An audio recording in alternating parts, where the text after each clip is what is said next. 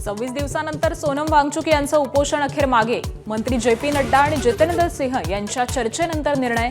लवकर बरे व्हा, पंतप्रधान मोदींची प्रतिक्रिया.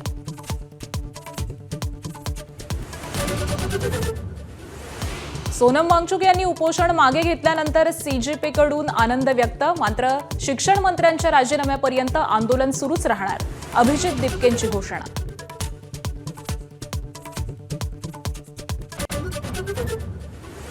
पेपरफुटीवर कठोर कायदा करण्यासाठी याच अधिवेशनात विधेयक संसदेत मांडणार. आजच्या मंत्रिमंडळ बैठक मसुद्याला मंजुरी देणार. मध्यरात्री पंतप्रधान मोदींचा व्हिडिओ संदेश.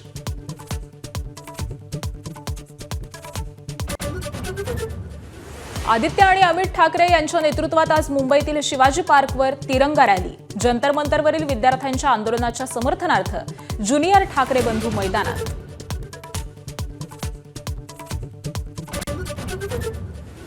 गुजरातमध्ये पावसाचा हाहाकार. वलसाड आणि अहमदाबादमधील अनेक भाग पाण्याखाली.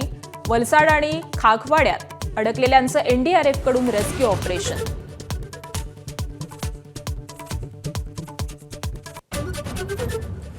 T20 क्रिकेटमध्ये अर्धशतक झळकवणारा वैभव सूर्यवंशी सर्वात तरुण क्रिकेटपटू.